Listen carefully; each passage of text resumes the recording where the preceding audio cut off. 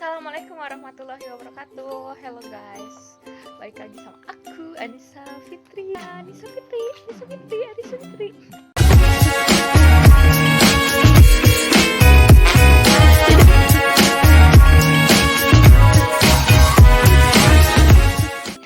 Jadi hari ini aku bakalan ngebahas beberapa hal ya guys ya, seperti biasa gitu ya, kita bakalan sharing-sharing mengenai hal-hal yang insya Allah bermanfaat gitu ya.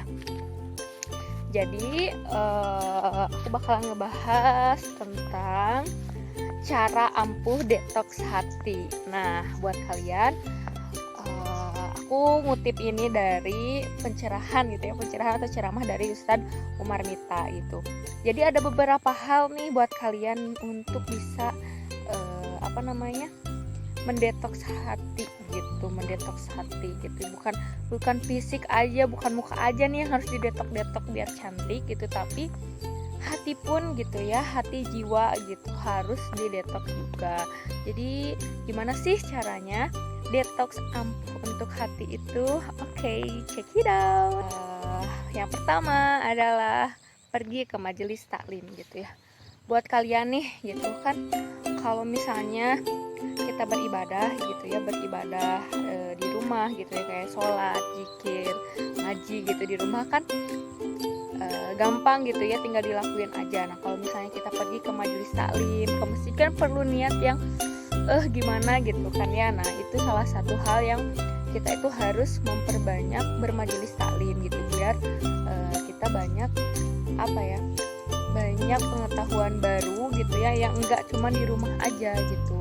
Dengan kita berjalan pun insya Allah mendapatkan pahala gitu, apalagi kita mendengarkan, apalagi mengamalkan gitu ya guys. Nah berhubung sekarang lagi corona gitu, jadi berhubung lagi corona kan ya guys ya, jadi ganti dengan YouTube atau webinar gitu. Sekarang banyak sih aku lihat di WA, Instagram, Facebook, banyak yang mengadakan kajian-kajian di YouTube atau di webinar gitu, atau di Zoom biasanya sih kayak gitu ya guys ya. Nah itu yang pertama gitu. Yang kedua adalah bersilaturahmi dengan orang-orang soleh gitu guys. Jadi bukan kegebetan ya guys ya, silaturahminya antar hatinya nggak sembuh-sembuh kalau misalkan kegebetan mah. Jadi dianjurkan kita harus bersilaturahmi dengan orang-orang soleh. Maksudnya orang-orang soleh di sini tuh ada orang-orang yang selalu mendekatkan diri kepada Allah gitu, dengan dia bisa memberikan kita petuah-petuah atau memberikan kita nasihat-nasihat gitu ya guys ya. Dengan kita bersilaturahmi gitu, berdiskusi dengan orang-orang soleh gitu, insya Allah kita juga akan mendapatkan energi positif gitu, dan dijauhi dari hal-hal yang disebut dengan penyakit hati gitu guys gitu ya. Nah semoga teman-teman di sini juga dapat berdiskusi gitu dengan orang-orang soleh gitu ya, dapat berinteraksi gitu, dapat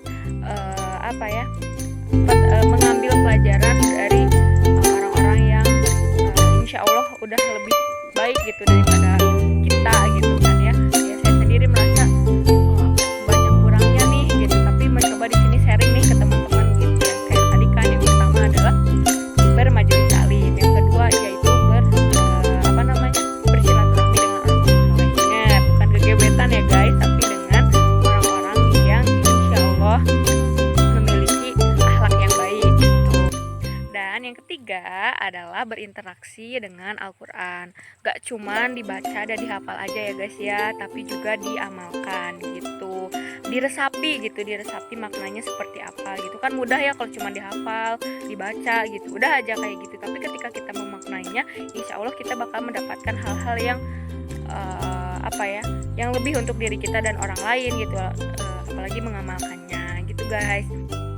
Nah yang keempat adalah mengingat kematian ya gitu ya guys. Kadang kita kan sering kufur nikmat nih gitu, jadi kita harus mengingat kematian dengan cara yang pertama adalah coba kita kunjungi pemakaman yang ada di sekitar kita gitu, merenungi gitu ya. Terus atau kita pergi ke rumah sakit gitu ya, melihat orang-orang yang sakit gitu ya. Jadi kita merasakan hal-hal yang kita ntar juga akan di posisi mereka gitu loh. Apalagi meninggal itu sesuatu hal yang pasti ya guys ya. Melihat kajian-kajian tentang azab gitu ya, tentang siksa kubur dan lain-lain gitu. Nilai untuk membuat kita semakin takut gitu untuk mempermasalahkan hal-hal yang bersifat duniawi, tapi kita lebih ke mempersiapkan gimana kita nanti di akhirat gitu. Ketika kita nanti meninggal tuh bagaimana gitu kan. Kadang kita lebih mementingkan gimana caranya kita hidup senang gitu, gimana caranya kita mendapatkan ini itu dalam kehidupan, tapi kadang kita lupa gimana caranya kita mempersiapkan kematian gitu. Kadang sodakoh gitu, sodakoh, infak jariah dan lain-lain pun kadang terlewatkan gitu ya guys ya. Nah mudah-mudahan kita bukan termasuk orang-orang tersebut, tapi kita adalah termasuk orang-orang yang selalu mengingat kematian. Insya Allah ketika kita mengingat kematian, kita akan terbebas dari hal-hal yang bersifat duniawi gitu. Yang kelima adalah kurangi mager dan malas. Nah ini dia hal-hal yang saya sendiri pun merasakan ya guys. Kemageran itu adalah sesuatu hal yang enak gitu, tapi berdampaknya menurut aku kurang baik gitu, karena yang mager itu kadang membuat kita jadi nggak bersyukur gitu ya, banyak lihat sosmed gitu, banyak diam aja gitu, jadi lebih mengurusi hal-hal yang bersifat duniawi. Nah, gitu, kurangi mager dan males, gabut, nggak berfaedah lah, hal-hal yang nggak berfaedah. Insya Allah kalau misalnya kita bisa menguranginya gitu, kita bakalan melakukan hal-hal yang positif gitu. Itu yang kelima. Dan yang keenam adalah tinggalkan dosa gitu ya guys. Walaupun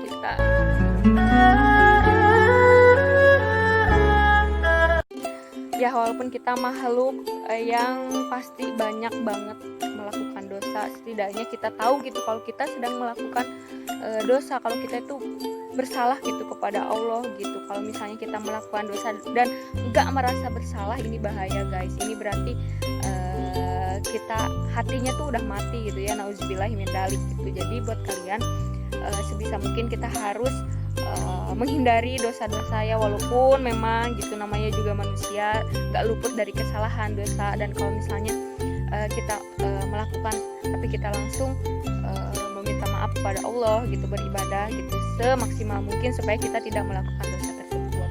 Dan yang terakhir adalah yang ketujuh adalah bertaubat ya guys ya.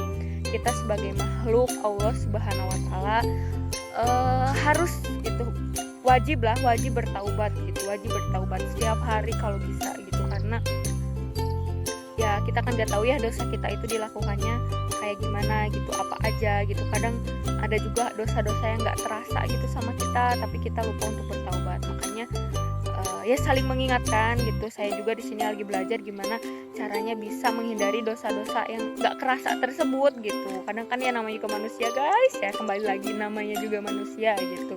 Tapi ya jadilah sebaik-baik manusia gitu di dunia ini, karena dunia kan hanya sementara ya. Jadi coba buat hidup kita itu lebih berarti lah gitu. Cuman sekali kan hidup ya guys ya, cuman sekali loh ya Allah gitu ya. Kalau berkali-kali ini cuman sekali gitu. Jadikanlah hidup kita itu benar-benar sesuatu hal yang bermanfaat untuk diri kita, untuk orang lain gitu ya. Nah gitu ya guys. Nah dengan bertaubat ini insya Allah hati kita itu akan menjadi tenang, bersih gitu ya. Terus lebih dekat kepada Allah Subhanahu wa taala gitu. Nah itu guys 7 jurus ampuh detox hati yang dikutip dari Ustadz Umar Minta, dan aku dapatnya dari Kartun Muslimah gitu. Mudah-mudahan kita semua bisa menjadi manusia-manusia yang baik gitu ya di dunia ini gitu. Terus apalagi ya, oh iya jangan lupa kritik dan saran. Kalau misalnya ada kata-kata yang salah dari saya, mohon maaf gitu ya. Kalau misalnya bisa bermanfaat untuk kalian ya alhamdulillah, semoga ini bisa menjadi amal jariah untuk kita semua gitu guys. Apalagi ya udah paling gitu aja.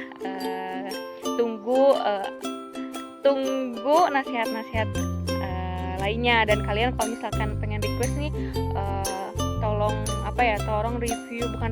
tolong jelasin tentang ini tentang itu, insya Allah aku sendiri bisa ngebantu gitu. Insya Allah bisa ngebantu, bisa ya sama-sama belajar gitu ya, karena sebaik-baik manusia adalah yang bermanfaat untuk manusia lain. Nah gitu aja guys. Nah gitu aja paling.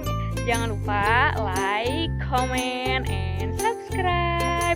Assalamualaikum warahmatullahi wabarakatuh. Bye.